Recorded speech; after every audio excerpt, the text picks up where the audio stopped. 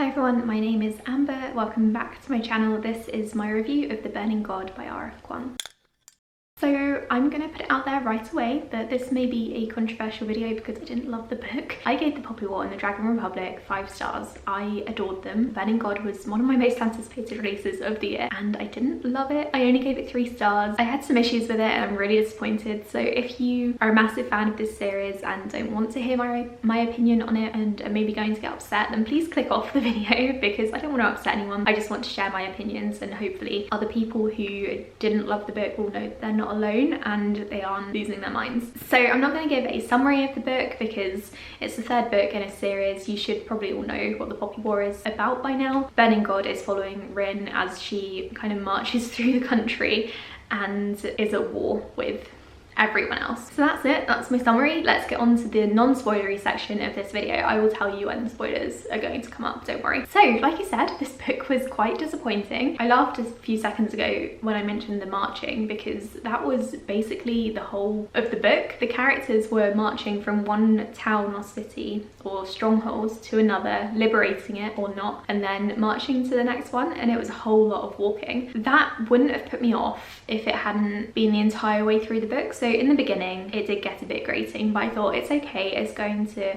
kind of level out soon. They're going to stop, they're going to settle in one place for a longer period of time and we're going to have a chance to catch our breath. We're going to do some really interesting stuff soon, but there wasn't any settling. They just carried on the entire way through the book, just roaming from city to city, and whenever they talked about a new city, we also got the history of that town or settlement, whatever you want to call it. I'm going to keep saying city, but it's not necessarily that big. So R F Kuang went into quite a lot of detail, or not quite a lot of detail. She gave a very short summary of the history of that town or city as though I cared about it. But I think what she was trying to do was get across the importance and the relevance of this place in the grander scheme of things and how it fits into the country. For example, like one town may have been like a massive trading route, one may have been the biggest town in the south and that's why it was important. But she kind of info dumped this summary very briefly, and she did that for every single place that the main characters went, and I didn't love that. I didn't really care about these places all that much because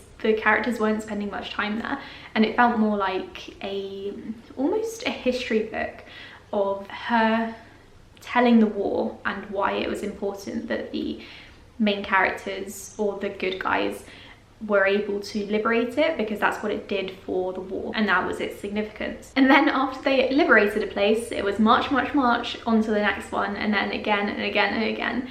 And honestly, I did not love that. I thought it was quite boring, although at the time I didn't find it very boring because I honestly had so much faith and hope that it was going to get better and it was all going to connect together. And I was thinking that's why we're learning about these towns and places, because they're going to become relevant in the later on in the book, but they didn't. Another one of the issues that I had was there were promises of epic battles, which I'm not going to go into detail on because that would be spoilery, but these epic battles weren't really followed through. So they were maybe given a couple of pages of screen time, if you will, and some of them were described, although not all that well, and then others were just completely brushed over. It was kind of like, we fought these guys, we shot at them, and then we won, now we're going on to the next town. So I didn't really have a chance to enjoy any like epic scenes. That's something that I was really hopeful for, because in the previous books in the series you've got all of these amazing battles that stand out and you can remember them. Everyone can remember the battle at Seingard when Rin and Nezha were fighting back to back, because that was an epic scene. And everyone can remember in the Dragon Republic when she got her wings and was flying about, because that was incredible. But there was nothing like that in this book, especially in the first half. But throughout the book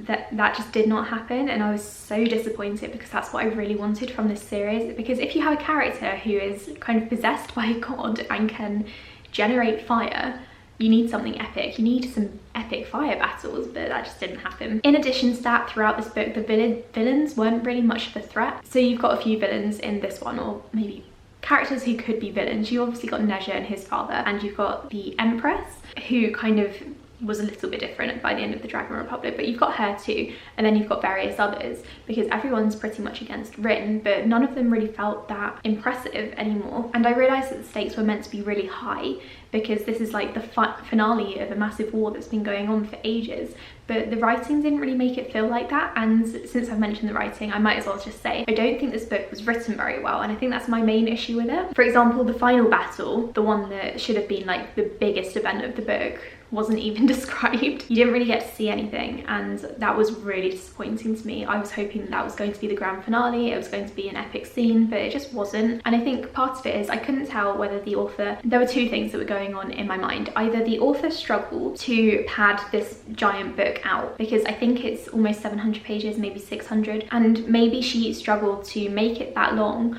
when there weren't any massive events happening in the first place. And that's why you had all of these little towns and cities being liberated and fought over, and then it was immediately on to the next one, because Rin had to get from point A to point B, but also you need some stuff happening in there. You can't just have her go straight to point B, because that would be a really short book. Or maybe the author struggled to condense it. She had all of these ideas that she wanted to happen in this book, and then she struggled to contain it in just 600, 700 pages. And I honestly can't tell which one is what actually happened, but something happened here, because the writing was not as good as it was in the previous books. And maybe that's also partly down to the editing as well. Either way, the writing wasn't working for me. It felt like the author had sort of given up on describing these things that I actually quite cared about, and scenes that were supposed to be a big deal were kind of brushed over and then forgotten about almost immediately.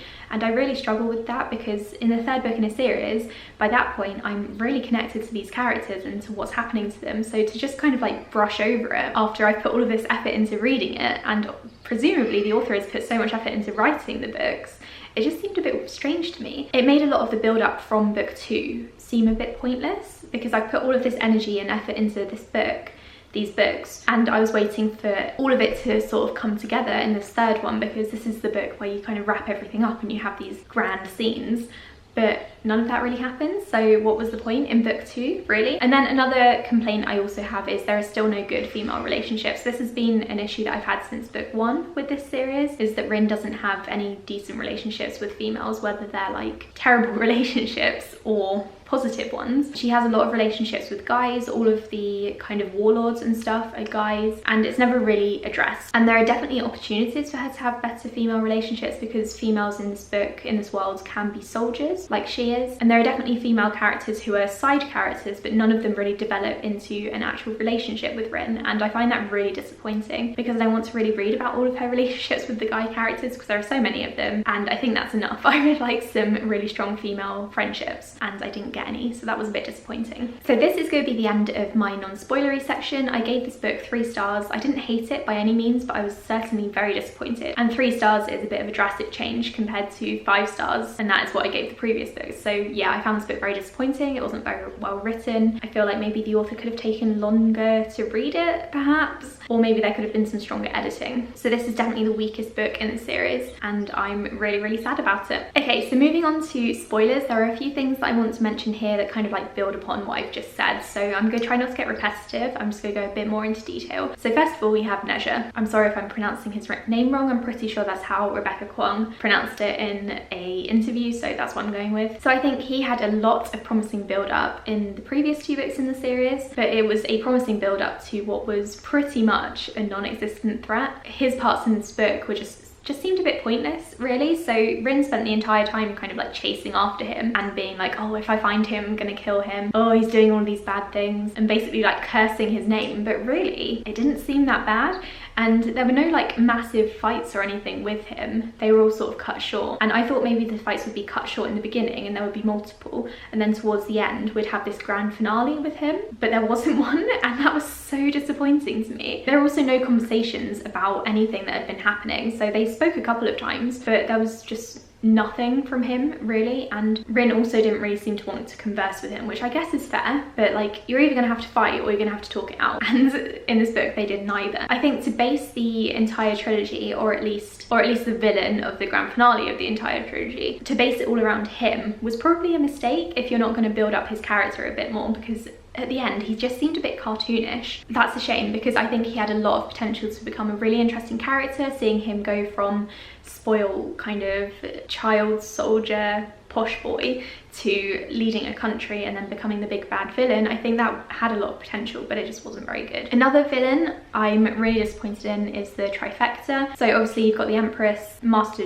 Jiang, and Raiger, the Dragon Warlord. I don't know if that's how you pronounce his name. So we built up to the Empress and Rin going to the mountain and awakening the Dragon Warlord. And then almost immediately, all 3 of the trifecta are killed off. Honestly, I was expecting some, because of all the build up throughout the series, I was expecting some epic battle with them. Rin was going to have to fight them off, or she was going to fight the Hesperians, and then she was going to realise that the trifecta are still a threat, so she's going to have to off them too. But instead, you get one scene with the trio together again, and then they're dead, and you don't even see them die, you just see them being bombed and shot at. So that was really disappointing. I thought they were going to be a bigger deal, because they were meant to be like the most powerful shamans, and kind of crazy, but nothing really happened with them, and I'm really disappointed in that. I'm going to try to stop saying the word disappointed until the end of the video, because otherwise I'm going to be describing everything as disappointing. There were also hints towards Rin's parentage, which were a bit confusing. So I thought they were hinting at, I can't remember the name, is it Hanalia and Jiang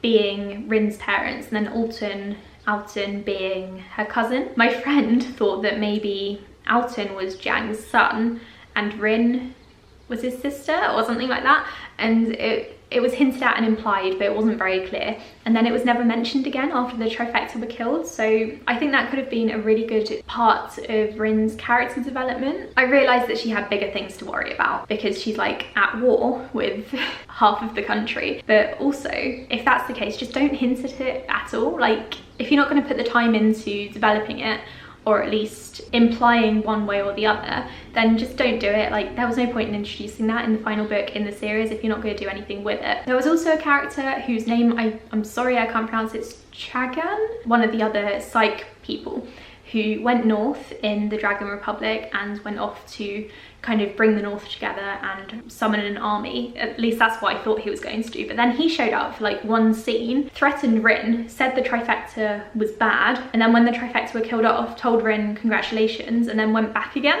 So I didn't like that either, because I thought he was going to come back and be a bit of a bigger deal than he actually was, because again, there was build up to it in the Dragon Republic, and I don't know if the author was going against what everyone was expecting or something, but it didn't work out very well. Like, just, if you're going to bring him back like that and then just have him go off and not do anything, then it's kind of pointless. Just, again, don't bother in the first place. Another thing I wanted to mention again was the walking or the marching between cities. It was kind of like The Hobbit, in that all they did was walk and talk. They went from town to town describing the histories, and so that meant that nothing really felt all that important. And then even at 90% of the book, that's why this part is in the spoilery section, because 90% of the way through the book, they're still marching to another place. So they don't stay in Arlong. They go off to Tikani, and there's another march, and then she gets there, and then she has to go off to Spear. So it was ridiculous to me, honestly. I don't feel settled in one place, and I couldn't spend long enough in any of the places to actually care. And then I was like, I just didn't sign up for a road trip book. Another thing that really annoyed me was the fact that Rin wasn't even present for the final battle, so she was too busy trying to deal with the dragon, which, by the way, was stupid. I'll get onto that in a second, and Nezha. But I wanted her to be in Arlong, but instead she wasn't present for it. She did all of this planning that we saw, and then all of a sudden the city had been liberated, the dragon warlords were over and done with, and that was it. So I think if she had been distracted by a better fight, that would have made more sense, because I don't expect her to always be in the center of things. But again, like, she's meant to be this epic character with fire powers, and she didn't really get to use them. And the dragon also should have been a massive threat, but instead it just kind of gave up and ran off, because the Hesperians are like so powerful that this mystical beast is suddenly super scared of them and gives up on basically what it's been working towards for years. That didn't make sense, and I was really looking forward to seeing the final battle. After all of this build up with all of the walking and the marching, I was expecting a massive final battle scene